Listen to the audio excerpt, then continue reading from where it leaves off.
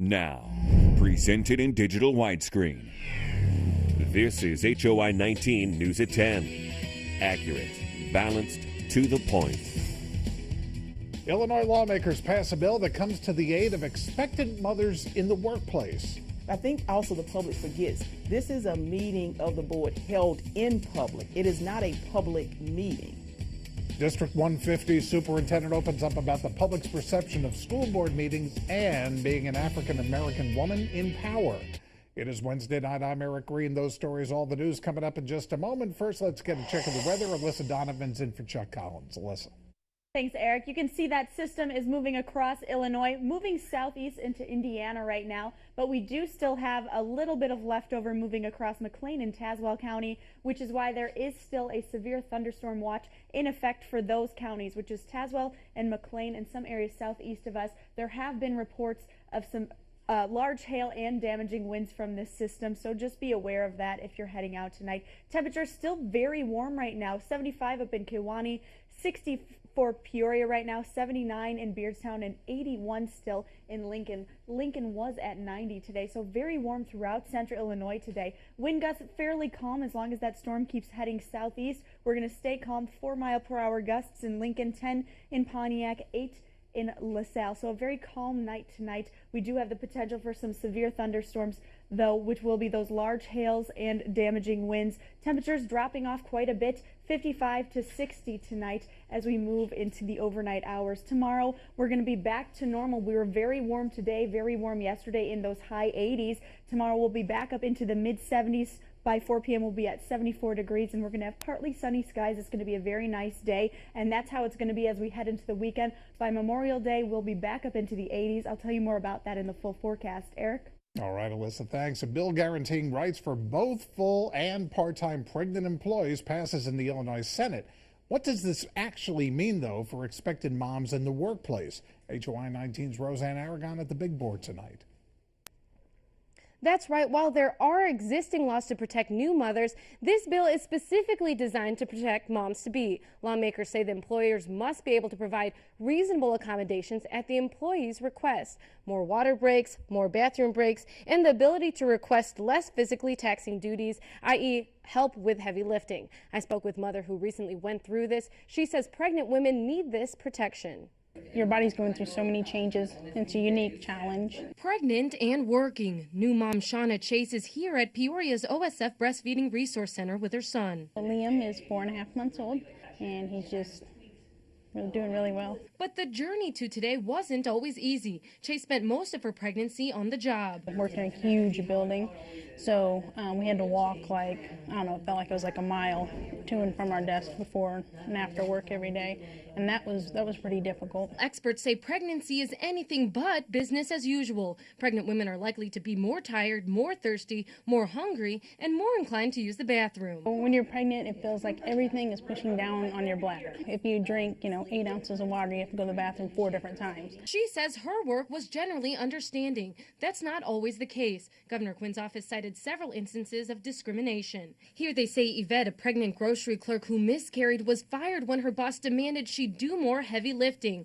Guadalupe was denied bathroom breaks and then fired. And another boss said to his pregnant employee, quote, "You can't get special treatment since men don't get pregnant," unquote. OSF Representative Polly Coker disagrees. And that's not going to be in the baby's best interest, the mom's best interest, or the employer's best interest. We can pretend all we want that men and women are exactly the same, and they're not.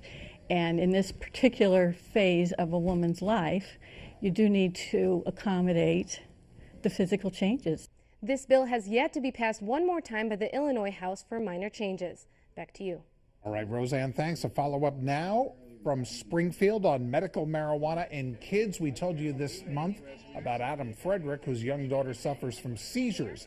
His family is relocated to Colorado from Washington, Tazewell County, so that their daughter can receive medical marijuana treatment.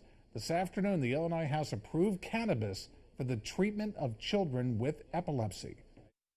Those who are under 18 who have had dramatic amounts of seizures can benefit from a small amount, a drop or two of marijuana oil. The modified bill returns to the Senate now for approval. It's expected medical marijuana will be available in Illinois early next year. It's now been 4 days since a Peoria woman disappeared. Police are investigating every lead. 57-year-old Terry Anderson was last seen Sunday night.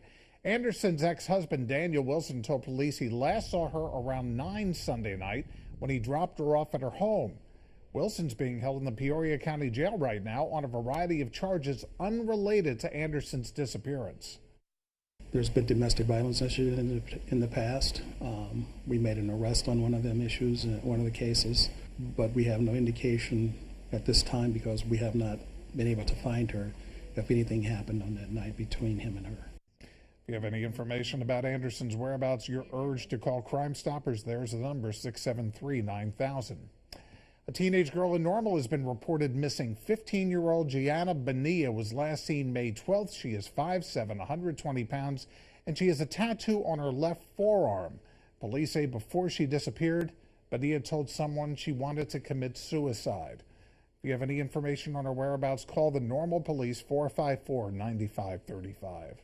Driver's education, Black history, phys ed could all be history in Illinois if a bill in Springfield gets to the governor. A state Senate committee has approved an amendment to the school funding bill.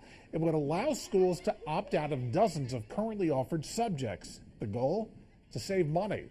Some districts say they're required to teach more topics but don't have the funding. Opponents of the bill say it could send a bad message.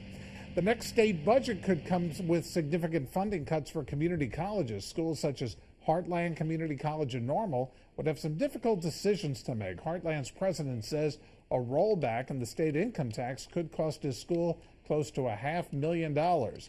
There's been no talk of a tuition increase if that happened, but it could come up for discussion. There would be a possibility that we could adjust for spring, but certainly that would be something we would talk about. We're certainly concerned about the impact that would have on our students. Heartland will finalize its budget for next year in September. People who attend District 150 school board meetings don't always get a chance to make comments to the board and the administrators. It's a fact that does not sit well with some Peoria residents. But for Superintendent Greene, it's simply another misunderstood policy.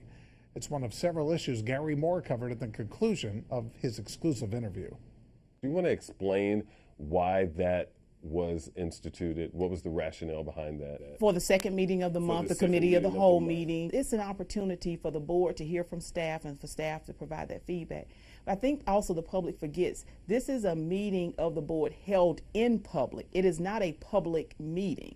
And so, yes, the public gets to speak, but it's not their meeting. It is the board's meeting, and unfortunately, it's displayed out in the public. The board voted on that decision to change to that structure, and sometimes I think people get me confused with what the board decisions are.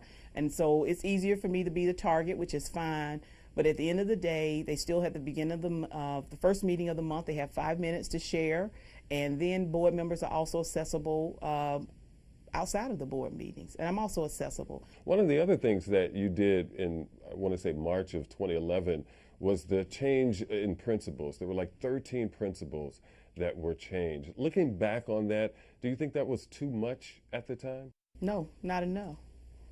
Not enough. One of the things that we've talked about, and I talked about early on with the board, starting in January 2010, during the interview process, they gave me a set of expectations and said, here are the issues. Here's what's working in our district. Here's what's not working. But we want you to come in. We want you to take a look. And we're going to give you a year to take a look. We want you to look at curriculum. We want you to look at staff. We want you to make some decisions and then make some recommendations to us moving forward for the 2011-12 school year.